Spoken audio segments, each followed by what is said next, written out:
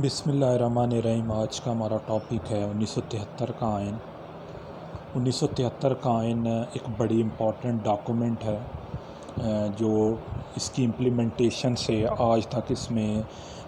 مور دین 25 ترامیم ہو چکی ہیں، لیکن یہ جو اپنی اصلی حالت میں ہے اب اصلی حالت میں کیوں ہے، اس کی بنیاد، اس کا پس منظر ہم ڈسکس کر لیتے ہیں کہ پاکستان کی کانسٹیٹیوشنل ہسٹری میں ایک ایسا آئین جس میں سبھی جو سیاسی اور مذہبی جماعتیں ہیں ان کو مشاورت میں شامل کیا گیا اور ساروں کی مشترکہ مشاورت کے بعد کنسنسس بیسڈ ایک کانسٹیٹیوشنل ڈاکومنٹس تیار کیا گیا جس کو 1973 کا آئین کہا جاتا ہے۔ اور اس میں جو قرارداد مقاصد میں اہم چیزیں تھیں اور دوسری جو اسلامی دفعات 56 اور 62 کے آئین میں تھی ان کو بھی اس میں شامل کیا گیا۔ اب ہم اس کو تقریباً 6 ماہ کی جد و جہد کے بعد پارلیمنٹ کے جو امپورٹنٹ لیڈرز تھے مذہبی اور سیاسی، ان کی مشاورت کے بعد جو ہے اس کو پاس کیا گیا اور اس کے بعد 14 اگست 1973 سے اس کو پراپر جو ہے امپلیمنٹیشن اس کی کر دی گئی۔ اب اس کی جو اہم دفعات ہیں ان کو ہم ڈسکس کرتے ہیں۔ سب سے پہلے تو پارلیمانی نظام کے 73 کے آئین کے مطابق جو سسٹم آف گورنمنٹ جو اسٹیبلش کیا گیا وہ پارلیمانی تھا، پارلیمنٹری فارم آف گورنمنٹ۔ اس سے پہلے ہم دیکھتے ہیں 62 کے آئین میں پریزیڈنشل فارم آف گورنمنٹ تھا، اور اس میں یہ ہے کہ پارلیمنٹ کا سربراہ وزیر اعظم صاحب ہوں گے۔ قومی اسمبلی میں الیکشنز کے بعد جس بھی پارٹی کو اکثریت ملے گی اس کا جو لیڈر ہوگا یا جس کا وہ انتخاب کریں گے وہ وزیر اعظم بنے گا۔ لیکن پارلیمنٹ کو ایسے قانون بنانے سے ممانعت کی گئی جس سے جو بنیادی حقوق سلب ہوں شہریوں کے۔ اچھا، اس کے بعد آزاد عدلیہ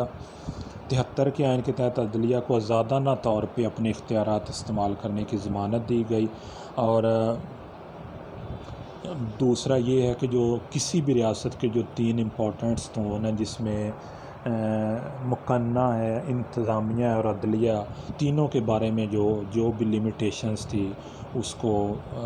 برقرار رکھا گیا تاکہ کوئی کسی کے جو معاملات ہیں اس میں انوالومنٹ نہ کرے۔ نیکسٹ پوائنٹ ہے قومی زبان۔ تو 73 کا آئین جو ہے وہ جو 4 صوبے تھے ان کی مکمل ترجمانی کرتا ہے۔ اس میں مملکت پاکستان کے لیے قومی زبان جو ہے اردو اس کو قرار دیا گیا، اور اس بات کا پرومس کیا گیا کہ ودن 15 ایئرس اس کو پراپر طور پہ اردو کو ہر لیول پہ جو رائج کیا جائے گا۔ اس کے بعد ہے پالیسی سازی کے رہنما اصول۔ تو اس میں 73 کے آئین میں پالیسی کے حوالے سے چند رہنما اصول رکھے گئے جن میں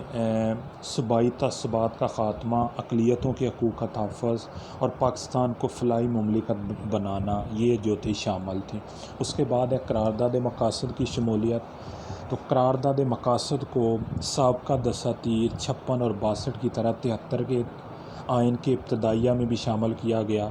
اور یہ بات تسلیم کی گئی کہ اقتدار اعلیٰ کی مالک اللہ پاک کی ذات ہے، اور اختیارات جو اس کی طرف سے دیے گئے ہیں جو بھی لیڈر ہوگا اس کے لیے اس کے پاس ایک مقدس ضمانت ہے۔ اقتدار کی اس مقدس ضمانت کو اپنے منتخب نمائندوں کے ذریعے عمل میں لائیں گے۔ اس کے بعد ہے ملحقہ نام۔ تو سابق دساتیر 56 اور 62 کے آئین کے حوالے سے آپ کو بتایا گیا تھا کہ اس میں ابتدائی طور پہ جمہوریہ پاکستان تھا، لیکن اس کے بعد جب سیاسی اور خصوصاً مذہبی جماعتوں نے اس پہ پروٹیسٹ کیا تو 62 کے آئین میں پہلی ترمیم کرنے کے بعد اسلامی جمہوریہ پاکستان رکھ دیا گیا۔ تو اسی طرح اس کے مطابق 73 کے آئین کے مطابق جو ملک کا نام تھا وہ اسلامی جمہوریہ پاکستان رکھا گیا۔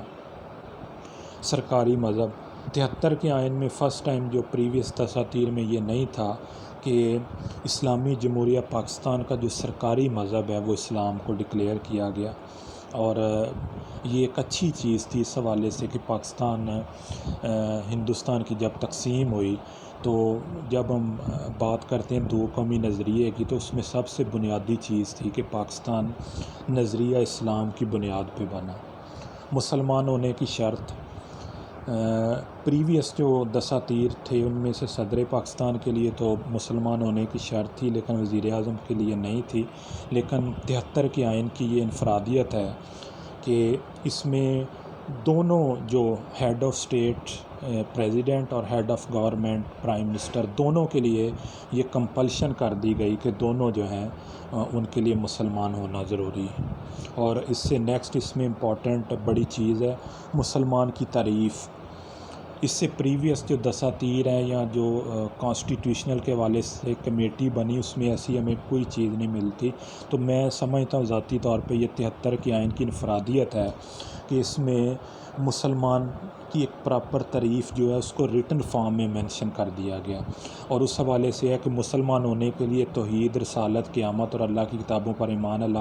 لانے کے علاوہ حضرت محمد صلی اللہ علیہ وسلم کو آخری نبی ماننا بھی ضروری، یعنی رحمت للعالمین حضرت محمد صلی اللہ علیہ وسلم خاتم النبیین ہیں، اور مرزیوں کو غیر مسلم قرار دیا گیا، اور عقیدہ ختمہ نبوت کے خلاف تبلیغ کرنے کی ممانعت کی گئی۔